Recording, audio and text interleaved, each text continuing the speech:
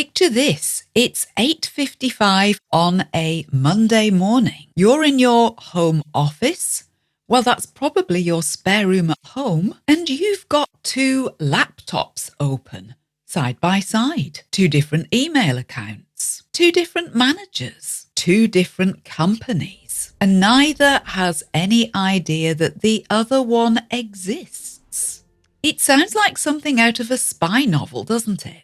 But for a growing number of people, quite ordinary people, this is just another working day. More and more people are secretly working 2, 3, 4 or more full-time jobs, all at the same time. And their employers don't know. That's what we're talking about today. I'm Hilary, and this is a Learn Through Listening podcast. We help you learn English by talking about interesting topics. And today I'm going to cover lots of vocabulary about the workplace. Words and phrases we all use when we speak in English about the world of work. So this is really useful learning. And this podcast may make you look at your work colleagues slightly differently. The word colleague means a person that you work with. So today, welcome to the idea of polygamous working. That's polygamous, Polygamous.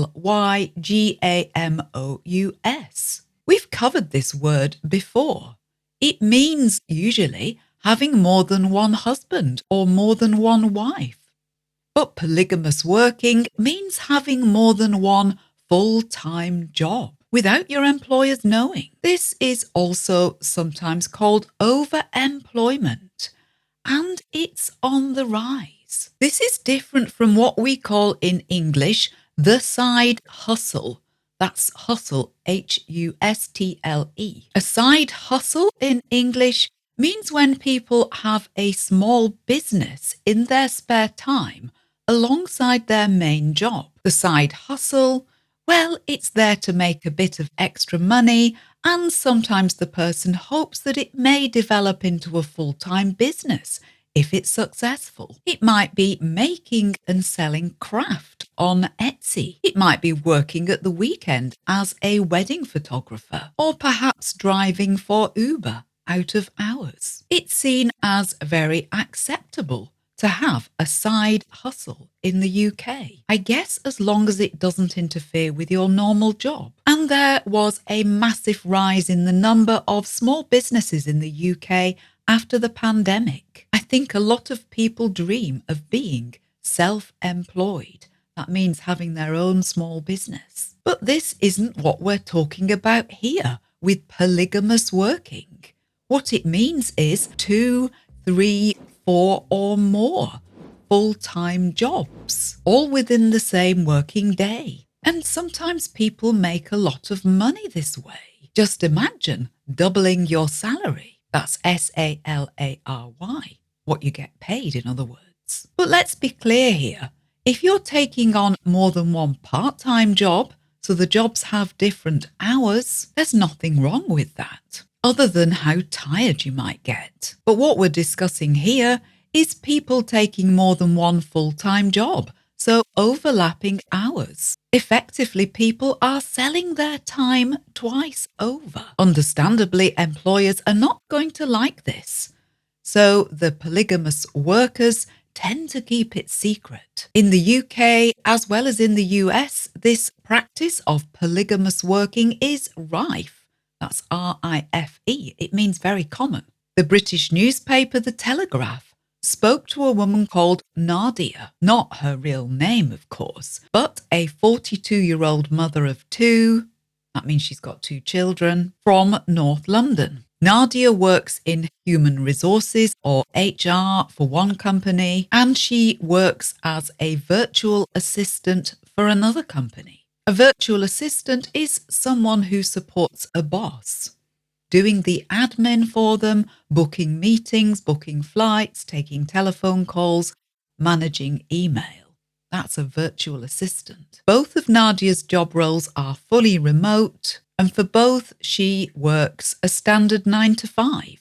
That means 9 a.m. in the morning till 5 p.m. in the afternoon. But actually, most people in the UK work longer than that. It's usual to work until 6 or 7 o'clock. Nadia's combined salary, £87,000 a year. So by doing 2 jobs, presumably she's earning much more than she could any other way. Nadia told The Telegraph she applied for the second job without really planning it. She was about to give in her notice at the first job when she thought, well, why not keep both jobs? She did it as a trial at first, and it worked, apparently. So how common is this? A report in the online magazine This Is Money in October 2025 found that 1 in 5 workers in the UK admit to having 2 competing jobs. That's 20%. Clearly something is going on here. And it gets even more surprising when you look at what we call the public sector. When we say public sector in English, we mean those jobs paid for by taxes, like school teachers, healthcare workers, police officers, or workers in the local council. That's local government. We might often talk about the council, COUNCIL, in our local area. Apparently since 2020, 288 people who work for local councils, local government, have been caught having second full-time jobs. That's since 2020. And they got into trouble.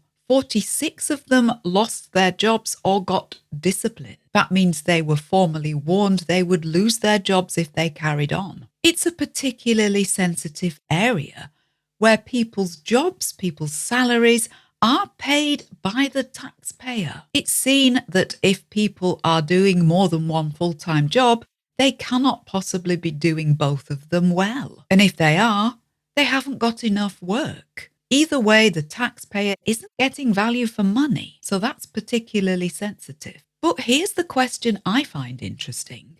Why?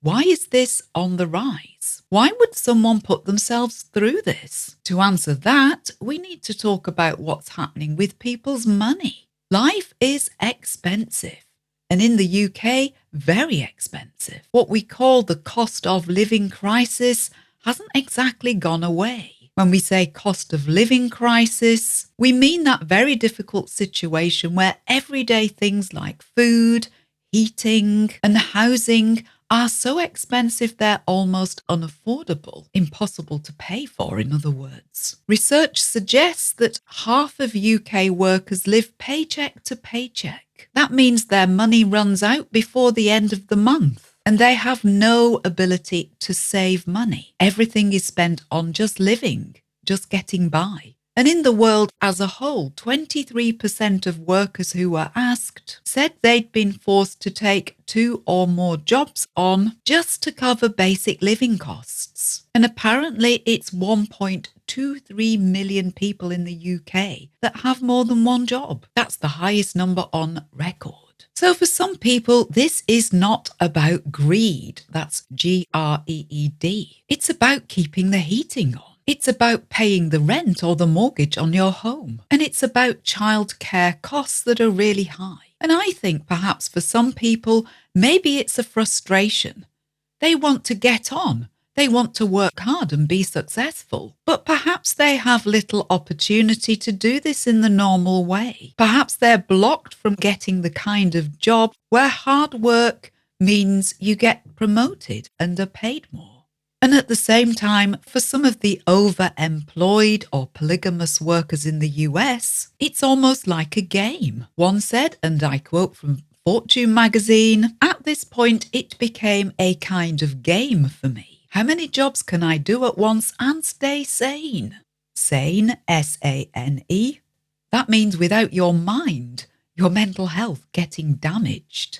That's sane. A couple more really useful words here. Moonlighting. Traditionally, to moonlight meant having a second job in the evenings or at the weekend, perhaps working by moonlight. But nowadays, with remote working, moonlighting happens in broad daylight, right alongside your main job. You may be wondering, is this actually legal? Or is it against the law? Apparently, it's complicated. Holding 2 jobs at the same time isn't itself illegal, but it's probably a breach of contract. Your contract is your employment agreement, and most contracts have clauses, have words and sentences about exclusivity. They want a person to work exclusively for them and no other company. So that's a problem. You're breaking your contract, which is breach of contract. Another possibility, you have to disclose. So if you are working a second job, you have a duty of disclosure. That's disclosure. You've got to tell them, in other words. And they may not be happy about it. They may say no. And there's also the human cost. The magazine Business Insider spoke to 29 polygamous workers in 2025. While they enthused about the amount of money they could earn, they also described 12-hour days, constant anxiety about being discovered, and the huge mental effort involved. You can imagine, can't you? It's also keeping two separate professional identities. That's difficult. It is a bit like being a spy, perhaps. I don't think I'd like to do that.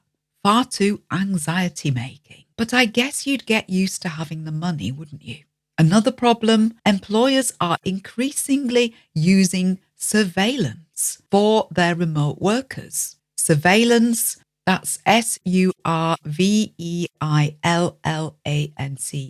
That means monitoring, tracking what people are doing when they're working from home. Your employer may track your mouse movements or the number of keystrokes you make.